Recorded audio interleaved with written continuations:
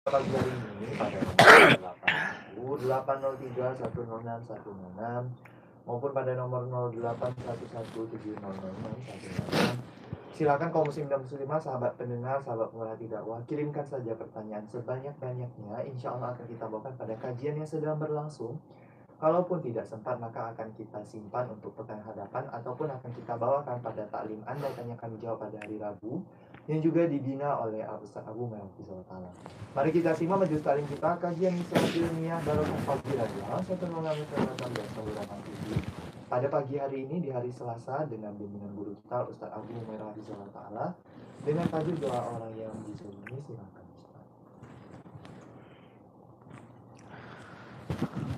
Bismillahirrahmanirrahim.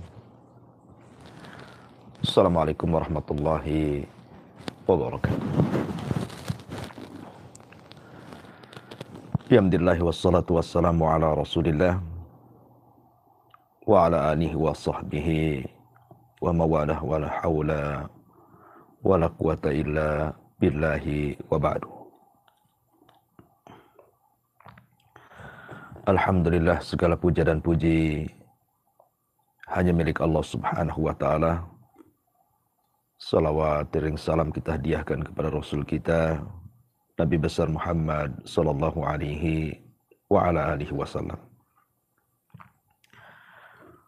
Ma'asyiral muslimin wal muslimat di manapun Anda berada. Alhamdulillah, sebuah nikmat yang terus mengalir kepada kita. Kita masih diberikan kesehatan di pagi hari ini. Masih diberikan nikmat Islam, nikmat iman, dan tentunya juga nikmat bisa bertalabul ilmi walaupun lewat media. Tak lupa salawat dan salam kita hadiahkan kepada Rasul kita Nabi besar Muhammad sallallahu alaihi wasallam yang telah mengeluarkan kita dari alam jahiliyah menuju alam yang terang benderang, dinul Islam, agama yang hak sehingga tertanam pada dada-dada kita semuanya. Tema di pagi hari ini tentu tema yang sangat menarik sekali tentang doa orang-orang yang dizalimi. Ma'asyiral muslimin yang dimuliakan Allah Subhanahu wa taala. Ketika Nabi sallallahu alaihi wasallam mengutus sahabat Mu'adz ibn Jabal radhiyallahu anhu, seorang sahabat yang dikatakan oleh Umar bin Khattab a'lamuna bil halali wal haram. Dia adalah sahabat yang paling paham di antara kami tentang perkara halal dan haram. Bahkan Nabi sallallahu alaihi wasallam mengatakan, Mu'adz pada hari kiamat akan menjangkau para ulama bi ratwatin, dengan ratwah artinya dengan lemparan batu, sejauh lemparan. Dan banyak lagi keutamaan Mu'adz bin Jabal, sehingga Nabi sallallahu alaihi wasallam mempercayakan Mu'adz untuk diutus berdakwah ke negeri Yaman, yang ketika itu tidak ada kaum muslimin satupun, di mana negeri Yaman itu hanya dipenuhi dengan ahli kitab. Nabi SAW berpesan ketika mengutus Mu'adz ibnu Jabal ke Yaman dengan banyak pesan. Salah satunya adalah fattaki da'watal madlum. Hati-hati engkau wahai Mu'adz dengan doa orang-orang yang dizalimi. Fa innaha laisa bainaha wa bainallahi hijab. Karena doa orang yang dizalimi itu antara dia dengan Allah Subhanahu wa taala tidak ada hijab, tidak ada penghalang sama sekali. Padahal Nabi sallallahu alaihi wasallam sudah mengarahkan di permulaan hadis, innaka ta'ti qauman min ahli kitab. Engkau akan datang kepada sebuah kaum yang semua isi kaum itu adalah ahli kitab. Kalau tidak Yahudi, Nasrani. Artinya Mu'adz bukan dikirim kepada kaum muslimin, tapi kepada orang-orang kafir. Tapi kenapa Nabi SAW mengatakan hati-hati dengan doa orang yang kau zalimi wahai Mu'ad? Karena antara dia dengan Allah tidak ada penghalang. Seolah-olah Nabi SAW ingin mengatakan, hatta doanya orang yang dizalimi itu orang kafir, maka Allah Subhanahu wa Ta'ala pasti akan menolong dia, bukan karena kekafirannya, tapi karena dia dari pihak yang dizalimi, dan Allah tidak suka dengan kezaliman. Sebagaimana hadis yang ma'ruf, hadis qudsi, inni haramtu dzulma ala nafsi wa ja'altuhu muharraman bainakum fala tadzalamu. Aku haramkan kezaliman kepada diriku dan aku larang kalian. Aku haramkan kepada kalian kezaliman juga, maka jangan pernah berbuat zalim. Jadi seandainya orang-orang yang kita zalimi itu adalah orang kafir, Yahudi sekalipun yang jelas-jelas memerangi Islam, Nasrani sekalipun yang di luar daripada Islam, kalau kita seorang muslim kemudian menzalimi mereka, kemudian mereka menengadahkan tangannya ke langit seraya mengatakan ya Rabb, maka ingat Allah Subhanahu wa Ta'ala berfirman, wa izzati wa jalali la ansurannaka walau ba'dahin. Demi kemuliaanku, demi keagunganku akan menolong engkau walaupun dengan waktu yang lama. Ma'asyiral muslimin yang dimuliakan Allah Subhanahu wa Ta'ala, kalau seandainya doa orang kafir dan dia dari pihak yang dizalimi dikabulkan oleh Allah Subhanahu wa Ta'ala, bagaimana kalau yang Anda zalimi itu seorang muslim? Apalagi seorang yang taat kepada Allah Subhanahu wa Ta'ala. Tentu Allah Subhanahu wa Ta'ala akan bersama dia jauh lebih dibandingkan dengan orang lain. Ma'asyiral muslimin yang dimuliakan Allah Subhanahu wa Ta'ala, ingat bahwa Allah Subhanahu wa Ta'ala berfirman, wa ma kunna muhlika al-qura illa wa ahluha zalimun. Tidaklah kami menghancurkan sebuah desa, sebuah kota, kecuali karena para penghuninya adalah melakukan kezaliman. Dan Allah juga mengatakan, wa ma kana rabbuka liyuhlikal qura bidzulmin wa ahluha muslihun. Dan Allah Subhanahu wa Ta'ala tidak akan menghancurkan sebuah desa karena kezaliman ketika orang-orang yang di dalamnya terus melakukan perbuatan baik. Artinya bahwa kisah-kisah dalam Al-Quran menjelaskan kepada kita betapa banyak kaum-kaum yang dihancurkan oleh Allah Subhanahu wa Ta'ala, tidak lain dan bukan karena kezaliman mereka kepada Allah Subhanahu wa Ta'ala. Maka dari sini takutlah kepada doa orang yang kita zalimi. Karena Nabi SAW mengatakan, thalathu da'awat yustajabu lahunna la syakka fihinna da'watul madlum. 3 perkara yang kalau seandainya orang berdoa pasti dikabulkan oleh Allah Subhanahu wa Ta'ala, dan itu tidak diragukan lagi. Salah satunya kata Nabi SAW, da'watul madlum, doa orang yang Anda zalimi. Kenapa? Kenapa doa orang yang Anda zalimi mustajab? Karena orang yang zalim, mereka bisa beristirahat dengan tenang di malam hari. Bahkan merasa puas sehingga nyenyak tidurnya. Tapi orang yang dizalimi, dia tidak pernah tidur di malam hari. Dia akan memanjatkan doa kepada Allah Subhanahu wa Ta'ala, tersiksa hidupnya. Sebagaimana orang yang dizalimi tidak bisa tidur, maka di antara sifat Allah pun tidak tidur. Allah tidak pernah disentuh dengan kantuk apalagi tidur. Dan Allah Subhanahu wa taala Maha mendengar orang-orang yang berdoa di malam hari, di waktu-waktu yang sangat mustajab. Orang-orang yang dizalimi menengadahkan tangannya ke langit, ya Rabb, ya Rabb.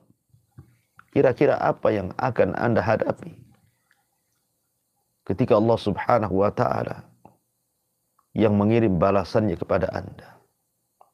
Kita ini makhluk yang lemah.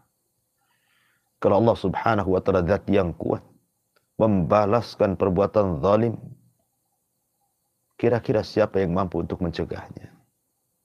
Maka takutlah kepada orang yang Anda zalimi walaupun dia orang kafir. Ma'asyiral muslimin yang dimuliakan Allah Subhanahu wa taala, Hajjaj ibn Yusuf al-Thaqafi ketika menyiksa Sa'id ibn Zubair sampai berakhir dengan wafatnya Sa'id ibn Zubair di tangan Hajjaj ibn Yusuf. Maka sebelum wafatnya Sa'id ibn Zubair, dia sempat berdoa kepada Allah Subhanahu wa taala. Setelah dia membaca minha khalaqnakum wa fiha nu'idukum wa minha nukhrijukum taratan ukhra. Kata Sa'id, dari tanahlah kami diciptakan. Kembali ke tanahlah kami dikembalikan. Dan dari tanah pula kalian akan dikeluarkan. Maka Hajjaj bin Yusuf marah ketika melihat Sa'id ibn Zubair membacakan ayat itu. Dan mengatakan, idbahu, idbahu, sembelih dia, sembelih dia. Maka Sa'id ibn Zubair mengatakan, ama ana fashhad an la ilaha illallah wahdahu la syarikalah wa anna Muhammadan abduhu wa rasuluh. Khudha minni ya Hajjaj hatta talqani biha yawmal qiyamah. Thumma da'a Allahumma la tusallithu ala ahadin yaqtuluhu ba'di. Ketika itu Sa'id ibn Zubair mengatakan,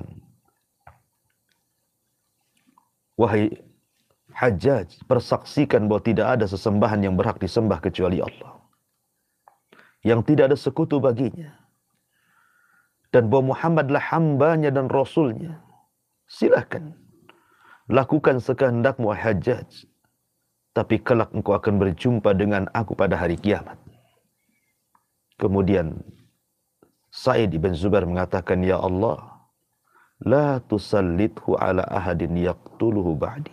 Janganlah kau kuasakan kepada Hajjaj untuk membunuh siapapun sepeninggalku. Subhanallah. Doa Sa'id ibn Zubair, seorang yang saleh, dikenal kesolehannya, melesat ke langit. Selang beberapa waktu setelah kematian Sa'id ibn Zubair di tangan Hajjaj ibn Yusuf, Hajjaj pun mengalami sakit yang luar biasa. Belum pernah ada orang tertimpa sakit seperti dia. Merasakan sakit yang tidak ada yang tahu kecuali Allah Subhanahu wa taala. Dan dia berteriak-teriak, mali wali Sa'id, mali wali Sa'id. Ada apa denganku dan Sa'id ibn Zubair? Ada apa denganku dan Sa'id ibn Zubair? Akhirnya Hajjaj pun meninggal karena doa orang yang ia zalimi. Bukan hanya satu orang, bukan hanya ratusan jiwa, ribuan jiwa dari jiwa-jiwa para sahabat Nabi dan juga kibarut tabi'in yang dia bunuh dengan cara yang sangat zalim. Hajjaj ibn Yusuf al-Thaqafi mati karena doa orang yang dizaliminya. Ma'asyiral muslimin yang dimuliakan Allah Subhanahu wa taala. Dikisahkan oleh Wahab ibn Munabbih al-Yamani. Beliau mengatakan dahulu ada seorang raja yang sangat zalim. Zalim sezalim-zalimnya. Dia ingin membuat sebuah istana yang sangat megah, supaya diceritakan banyak manusia. Dan ia merasa sombong dengan istananya. Dia pun membuat istana yang sangat besar lagi megah. Kemudian setelah jadi istana itu dengan bangganya, Dia ingin memberitahu manusia. Masalahnya, di dekat istana itu ada gubuk reot. Rumah yang sangat jelek. Pemiliknya seorang nenek. Nenek ini hidup sebatang kara, tidak punya keluarga. Dan nenek ini sedang pergi mencari makanan. Mencari penghidupan. Dilihatnya bahwa gubuk reot itu sangat mengganggu pemandangan istana. Maka sang raja pun kemudian merobohkan gubuk reot itu tanpa sepengetahuan penghuninya.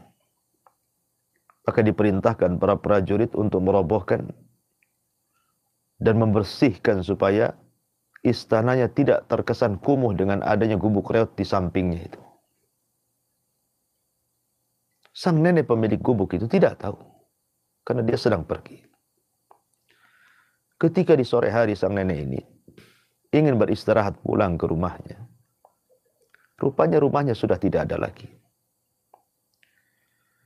Dia sangka dia salah jalan. Dia memutar lagi. Tetapi tetap saja ke tempat itu. Akhirnya dia bertanya tentang rumahnya kemana pergi.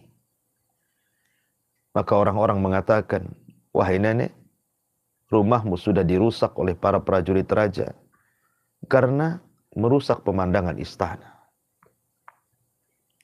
Maka sang nenek ini kemudian mengangkat kedua tangannya kepada Allah. Menjerit hatinya. Dia tampakkan kelemahannya kepada Allah subhanahu wa ta'ala, kepada zat yang maha kuat. Kemudian dia mendoakan keburukan dan mengatakan, ya Rabb, baliklah istana raja ini dan hancurkan segalanya. Subhanallah. Doa nenek ini melesat ke langit. Dan Allah mendengarkannya. Akhirnya Allah balik istana itu ke bumi sehingga rata dengan tanah. Na'udzubillah. Ma'asyiral muslimin, itulah doa orang yang dizalimi. Mustajab di hadapan Allah subhanahu wa ta'ala. Bahkan Amr ibn Dinar rahimahullahu ta'ala menceritakan sebuah kisah. Bahkan kisah ini juga dinukilkan oleh Imam Az-Zahabi di dalam kitabnya Al-Kabair. Kana min Bani Israel, diceritakan tentang kisah Bani Israel. Rajulun qa'imun ala sahilil bahri fara'a rajulan wa huwa yunadi bi a'la sautihi ala man ra'ani fala yadlim ahada.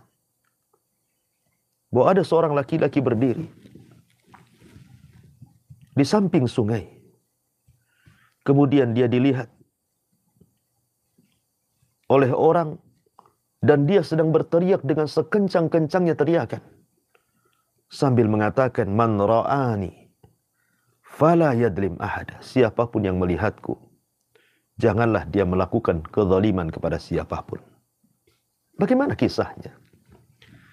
Kenapa dia berteriak-teriak, siapapun yang melihat kondisiku jangan pernah melakukan kezaliman kepada siapapun setelahku ini? Kisahnya adalah orang zalim ini suatu ketika dia berjalan di pinggir sungai, di pinggir lautan. Tiba-tiba dia melihat seorang nelayan yang baru saja menangkap ikan. Rupanya nelayan ini tidak mendapatkan ikan kecuali hanya satu ekor, itu pun untuk dimakan dia dan keluarganya. Lalu sang zalim ini memaksa mengambil ikan itu dan mengancam kalau tidak diberi maka akan dibunuhnya. Ketakutanlah kemudian sang nelayan ini. Akhirnya diberilah ikan itu kepada orang zalim tadi. Orang zalim ini dengan senang hati, dengan bangga, merebut hak orang lain, kemudian dia pergi. Tidak sadar ikan itu Allah hidupkan dalam perjalanan dan menggigit jarinya. Tapi dia tidak sadar gigitan ikan itu dianggap biasa. Kemudian dia pun pulang menggoreng ikan itu, kemudian memakannya dengan lahap. Subhanallah, di malam hari. Gigitan ikan yang ada di jarinya baru terasa ada bisa yang menusuk ke dalam jantungnya. Dia pun merasakan sakit yang tidak ada yang tahu kecuali Allah rasa sakitnya. Menjerit dia di malam hari. Akhirnya keesokan harinya dia datang kepada tabib, memeriksakan kenapa. Hanya sekedar gigitan ikan, tapi merasakan sakit yang luar biasa. Maka diperiksa oleh sang dokter rupanya. Bisanya sudah mengalir ke telapak tangan dan harus diamputasi. Kalau tidak, akan mengalami kematian. Terpaksalah kemudian dipotonglah pergelangan tangannya. Disangkanya akan sembuh. Rupanya beberapa waktu berlalu, bisa itu terus mengalir sampai ke sikutnya. Akhirnya sang dokter mengarahkan untuk diamputasi kembali. Akhirnya dipotonglah sikut daripada tangannya. Rupanya masih mengalir ke tangan di atasnya. Sehingga sang dokter heran. Kemudian bertanya, dosa apa yang Anda lakukan ini? Akhirnya bercerita soal penyebab kenapa ikan itu bisa menggigit dirinya. Kata dokter ini, subhanallah, kalau engkau sebelum datang ke mari engkau meminta maaf kepada orang yang kau ambil ikannya, mungkin aku tidak akan potong tanganmu. Akhirnya kemudian sang dokter mengatakan, sebelum aku potong semua tanganmu, sebaiknya kau datang kepada nelayan itu. Mintalah doa keredoannya. Mintalah keikhlasannya. Ikan yang sudah kau makan itu. Akhirnya dia pun datang. Kemudian meminta maaf kepada sang nelayan itu. Karena melihat kondisinya yang kasihan, sang nelayan pun kemudian memaafkannya. Kemudian orang zalim ini mengatakan kepada sang nelayan, sebelum aku pergi mengambil ikanmu, aku lihat lisanmu berkomat kamit. Apa yang kau ucapkan kala itu? Maka sang nelayan mengatakan, tidak, aku tidak mengucapkan apapun. Kecuali hanya mengatakan, ya Allah, aku ini hamba yang lemah. Di hadapanmu hambamu yang kuat. Aku tidak bisa melawannya. Maka tampakkan kekuatanmu kepadaku. Hanya itu saja. Rupanya sang zalim ini ketakutan menggigil. Dari silah dia berteriak-teriak, man ra'ani falam yadlim ahada. Siapapun yang melihat aku, jangan coba-coba melakukan kezaliman kepada siapapun. Bahkan ada seorang ustadz bercerita kepada saya bahwa ada seseorang yang selalu menuduhnya. Jadi semasa ustadz ini membangun sebuah pesantren, difitnah dengan macam-macam fitnah. Ya. Akhirnya kemudian sampailah kemudian ustadz ini keluar dari pesantren itu. Kemudian ustadz ini bercerita, dia hanya berdoa kepada Allah Subhanahu wa ta'ala persis seperti doa orang yang dizalimi ini. Dia mengatakan, ya Allah, aku ini hamba yang lemah. Engkau adalah zat yang maha kuat. Sementara orang-orang yang memfitnahku itu, mereka lebih kuat dengan makar mereka, dengan fitnah mereka. Aku tidak bisa apa-apa. Tunjukkan kekuatanmu terhadap mereka. Subhanallah. Dia bercerita rupanya, satu persatu orang-orang yang memfitnahnya mengalami kesulitan hidup. Bahkan ada yang sakit parah, sampai kurus akhirnya meninggal dunia. Dia mengatakan, sungguh benar apa yang disabdakan Nabi SAW. Fattaki da'watal madlum. Hati-hati dengan doa orang yang Anda zalimi. Karena antara dia dengan Allah Subhanahu wa ta'ala tidak ada penghalang. Maka mintalah maaf kepada orang yang Anda zalimi sebelum Allah Subhanahu wa ta'ala yang akan membalaskannya. Dan yang terakhir tentu kezaliman ini bertingkat-tingkat. Dan kezaliman yang paling zalim adalah ketika seorang anak melakukan kezaliman kepada orang tuanya.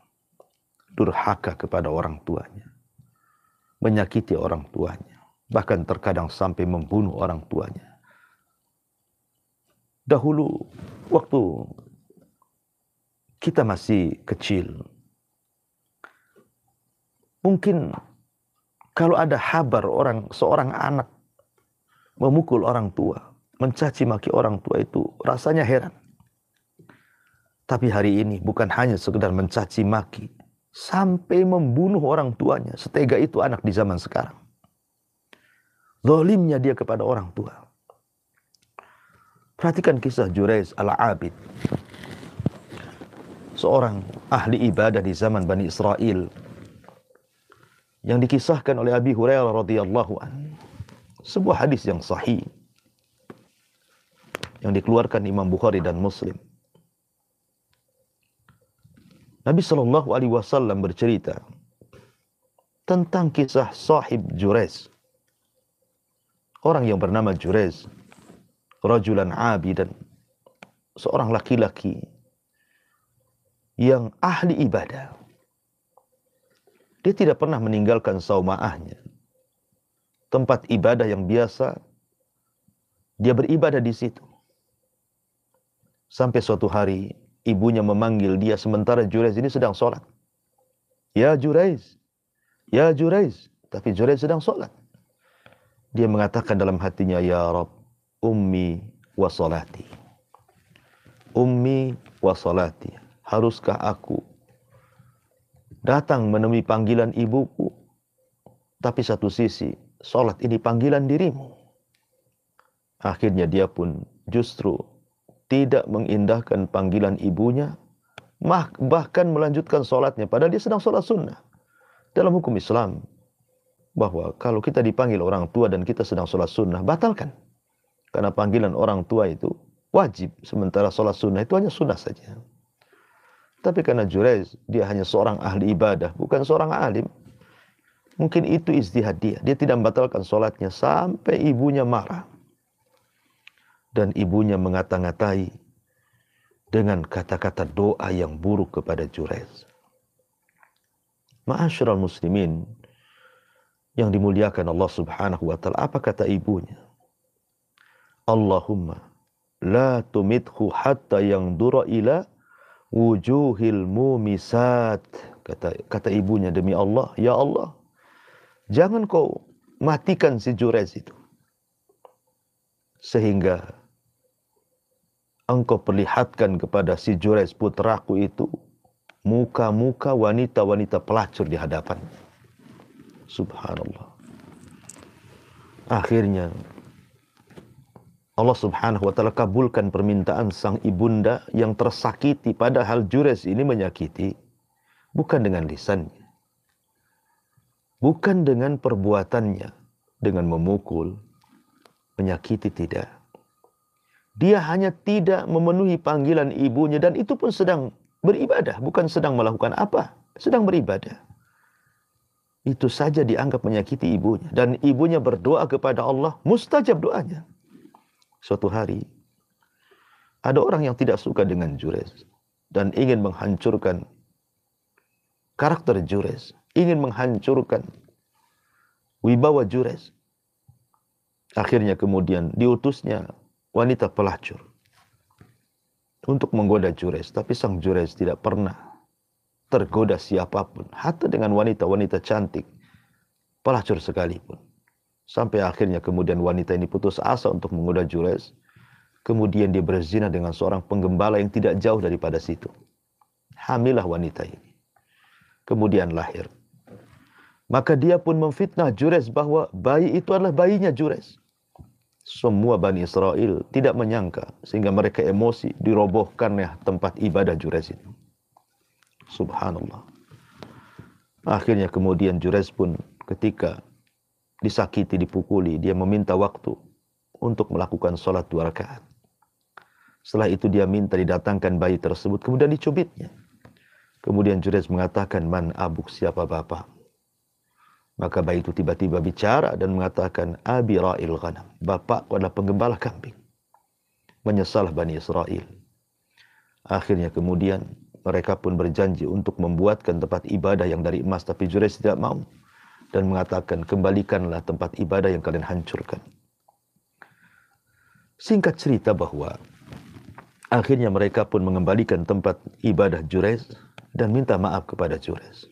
Lihat bagaimana doa orang tua yang disakiti anak akan dikabulkan oleh Allah Subhanahu wa ta'ala. Maka takutlah kepada Allah Subhanahu wa ta'ala. Siapapun yang Anda zalimi, kalau dia sampai mengangkat kedua tangannya, maka doa akan melesat ke langit dan Allah akan mengatakan, demi kemuliaanku, demi keagunganku, aku akan tolong dia. Walaupun waktu yang sudah ditentukan Allah Subhanahu wa ta'ala. Wallahu a'lam bishawab. Mudah-mudahan bermanfaat bagi kita semuanya. Saya kembalikan kepada moderator. Fal yatafaddal mashkura. Baik, Ustaz. Jazakallahu khairan, barakallahu fikum. Terima kasih banyak Ustaz untuk ilmu dinal Islam yang sangat berfaedah sekali bagi kita semua, kaum muslimin dan muslimah, sahabat pendengar Radio Hang FM Batam, sahabat penyimak saluran Hang TV dimanapun Anda semua berada. Alhamdulillah telah kita simak kajian Islam ilmiah pada pagi hari ini dalam rangkaian Barokah Pagi Radio Hang FM Batam, dan pagi hari ini kita mendengarkan bimbingan ilmu oleh guru kita Al-Ustaz Abu Umairah Hafizullah Ta'ala. Kita akan bertanya jawab, silakan kaum muslimin dan muslimah sahabat Hang dimanapun Anda semua berada, silakan dapat mengirimkan pertanyaan pada nomor 081170061006 maupun pada nomor 0818031001.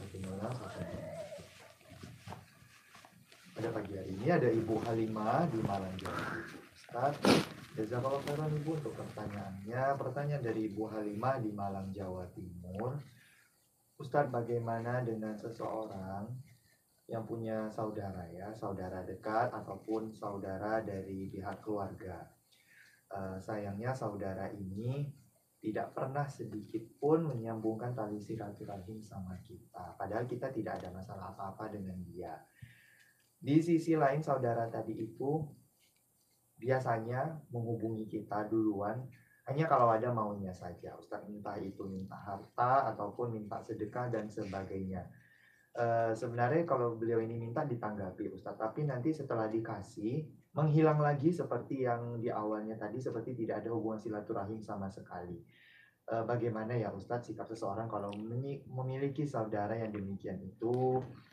Apakah dibalas kezalimannya tadi itu atau didiamkan saja, cukup didoakan dalam hati kebaikan untuk dia, karena bagaimanapun kita kecewa dengan sikapnya. Mohon nasihatnya Ustaz.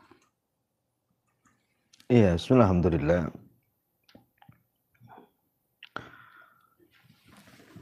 Salatu wassalamu ala Rasulillah wa ala alihi wa sahbihi wa mawalah wa la hawla wa la quwata illa billahi wa ba'd.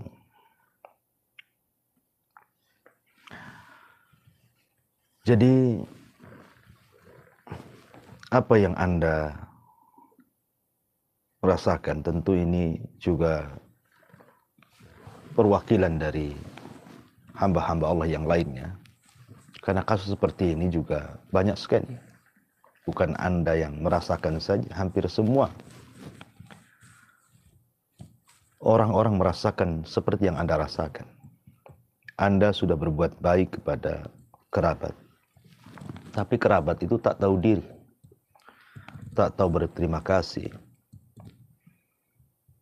Sama sekali. Mereka itu menghubungi kita ini terkadang hanya sekedar mencari harta kita saja. Terkadang tidak pernah mempertanyakan kondisi kita, kondisi keluarga kita, kondisi anak kita. Nggak pernah mereka tanyakan. Mereka menghubungi itu terkadang hanya urusan dunia saja. Pinjam uang, terkadang minta uang, dan begitu seterusnya. Jadi murni hubungan mereka itu semata-mata urusan dunia. Tidak ada urusan akhirat. Dan itu banyak ditanyakan kepada saya. Ini persis seperti seorang sahabat yang datang kepada Nabi SAW, ya Rasulullah, aku ini punya kerabat. Aku menyambung kepada mereka, mereka pula memutuskannya. Aku berbaik kepada mereka, berbuat baik kepada mereka, mereka pula kemudian melakukan kekerasan kepada aku. Aku sayang mereka keras kepada aku. Maka Allah Subhanahu wa ta'ala, Rasul mengatakan, kalau apa yang kau katakan itu benar, maka teruslah seperti itu. Karena Allah Subhanahu wa ta'ala akan berikan pertolongan kepadamu dan akan menjaga diri. Sebagian para ulama mengatakan, boleh nggak kita ini memutus silaturahim kepada kerabat yang melakukan kezaliman kepada kita. Kita sambung, mereka putus. Kita berbuat baik, mereka pula berbuat jahat, dan begitu seterusnya. Kata ulama boleh, tapi sebatas berikan pelajaran saja. Anda boleh memutuskan, tetapi hanya sebatas memberikan pelajaran kepada mereka. Wasilaturahim itu bukan hanya sekedar harta saja, tapi ada yang lebih daripada itu. Wasilaturahim itu perintah Allah untuk menyambungkan kita dengan Allah Subhanahu wa ta'ala. Wa yaqta'una ma amarahum. Wa yaqta'una ma amarallahu bihi an yusal. Artinya, silaturahim itu menyambungkan kita dengan Allah.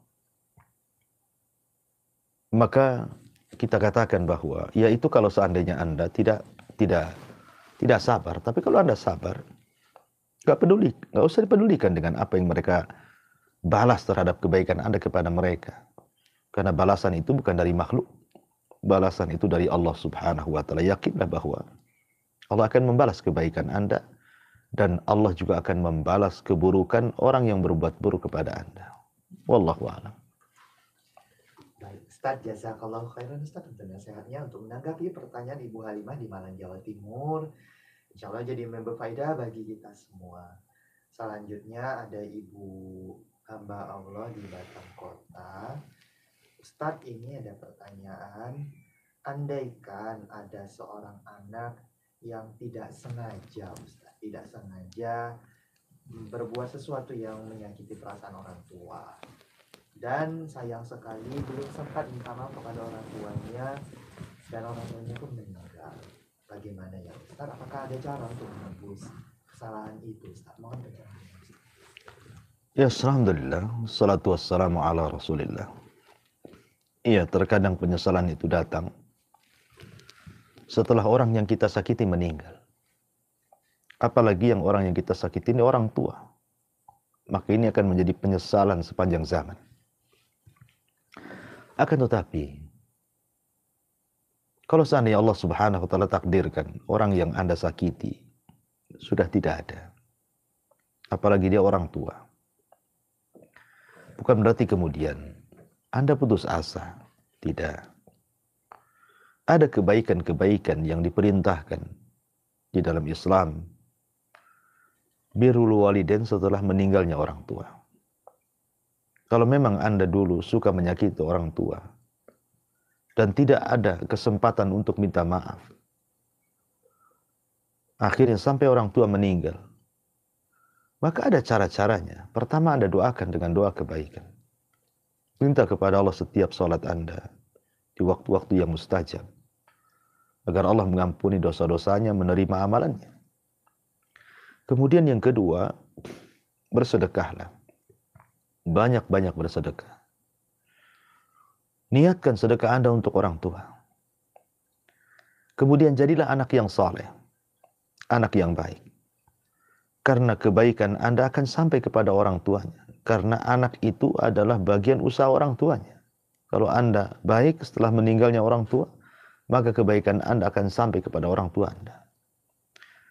Kemudian yang ketiga, yang keempat, hubungkan silaturahim dengan teman-teman orang tua Anda. Dulu siapa teman orang tua Anda yang baik dengan orang tua? Datang, sambungkan silaturahim dengan dia. Ya. Kemudian juga teruslah mendoakan doa kebaikan.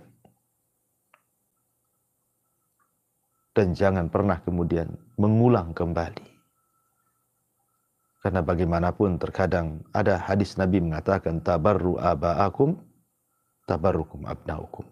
Berbuat baiklah kepada orang tua kalian, supaya anak-anak kalian berbuat baik kepada kalian. Maka bagi Anda yang masih hidup orang tuanya, jangan sakiti perasaan mereka. Mintalah ampun, bersimpuh di hadapannya, minta keridhaannya, bukan keridhaan Allah, ditentukan dengan redha orang tua. Maka menjadilah anak yang soleh dan soleha, Jadilah anak yang qurratu ain, penyejuk mata orang tua. Karena doa orang tua, apalagi itu doa sebuah kebaikan, itu doa yang mustajab. Mintalah setiap hari doa dari orang tua Anda, supaya Anda diberikan keberkahan hidup, ketenangan hati, kebahagiaan dunia dan akhirat Anda. Wallahu a'lam bishawab. Syukron jazakallah khair. Terima kasih Ustaz untuk nasihatnya untuk menanggapi pertanyaan Ibu hamba Allah di Batam Kota tadi. Insya Allah jadi ilmu yang sangat berharga bagi kita semua. Dan satu pertanyaan terakhir Ustaz pada pagi hari ini. Ini ada titipan pertanyaan dari hamba Allah di Jakarta ya. Ini dari Ibu ya, dari Ibu di Jakarta. Begini pertanyaannya. Ustadz, saya seorang psikolog ya di Jakarta. Seorang akhwat juga. Nah, saat ini saya punya pasien ya, atau orang yang sedang konsultasi dengan saya, seorang remaja putri Ustadz. Nah, masalahnya itu Ustadz, remaja putri ini dizinahi oleh ayah kandungnya sendiri. Sekarang sedang hamil 2 bulan Ustadz. Ketika saya tanya masalahnya apa, beliau juga nggak mengerti bagaimana bisa orang tuanya demikian. Intinya ayahnya berbuat demikian dan beliau tidak berani melawan karena orang tua laki-laki tadi mengancam membunuh. Ketika saya tanya ibunya bagaimana, rupanya ibunya sama saja Ustadz. Ibunya juga sering melakukan kekerasan fisik, tapi ibunya tidak tahu kalau Ananda ini diperlakukan demikian oleh sang ayah kandungnya tadi. Posisinya sekarang pasien tadi itu kabur dan sekarang konsultasi dengan saya melalui perantara temannya Ustadz. Yang jadi pertanyaan saya, apa nasihat saya baiknya kalau secara syar'i ya Ustadz? Lalu saya terpikirkan kalau anak yang dizolimi orang tua itu, bagaimana dengan doanya Ustadz? Apakah mustajab juga sebagaimana orang tua tadi? Atau bagaimana? Ustadz, mohon pencerahan. Ya, alhamdulillah. Salatu wassalamu ala rasulullah amma ba'du. Semoga Allah subhanahu wa ta'ala memudahkan urusan anak tersebut. Karena ini bagaimanapun kezaliman yang luar biasa dari orang tua kepada anak. Sampai menzinahi atau sampai kemudian menghamili, ini kan tidak ada nurani sama sekali. Dia tidak melihat bahwa itu darah dagingnya. Di zaman Umar bin Khattab radhiyallahu anhu, ada 2 orang yang melakukan kes, satu bapak dan satu anak. Bapak ini melaporkan kepada Umar tentang durhakanya anaknya kepadanya. Maka hampir-hampir Umar memutuskan bahwa orang tua itu benar dan anaknya itu salah. Tapi sang anak kemudian bercerita di hadapan Amirul Mukminin, tunggu dulu wahai Amirul Mukminin, berikan kesempatan aku bicara. Kata Umar, silakan Anda bicara. Kemudian anak ini bercerita, wahai Amirul Mukminin, apa pendapatmu? Ada